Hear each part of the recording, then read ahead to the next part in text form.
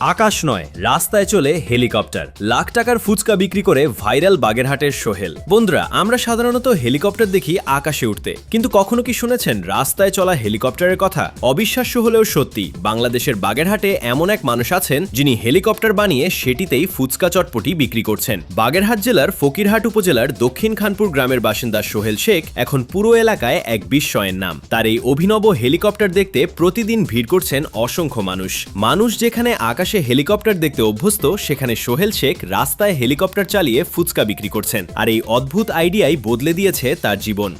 শুধু শখের বসে নয়, নিজের স্বপ্ন পূরণ করতেই তিনি তৈরি করেন এই ব্যতিক্রমধর্মী যান। পকেটে টাকা না থাকলেও ছিল বুক ভরা স্বপ্ন আর সাহস। সেই স্বপ্ন পূরণ করতে তিনি 6টি এনজিও থেকে প্রায় 3.5 লাখ টাকা ঋণ নেন। এরপর শুরু হয় তার সংগ্রাম।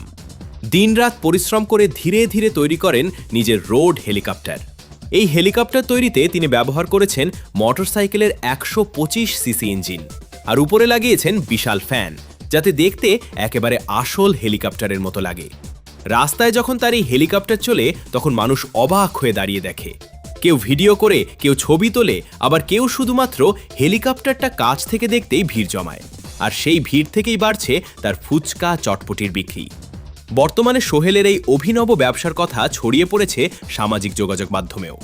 অনেকে তাকে হেলিকপ্টার ফুচকাওয়ালা নামেও ডাকছেন।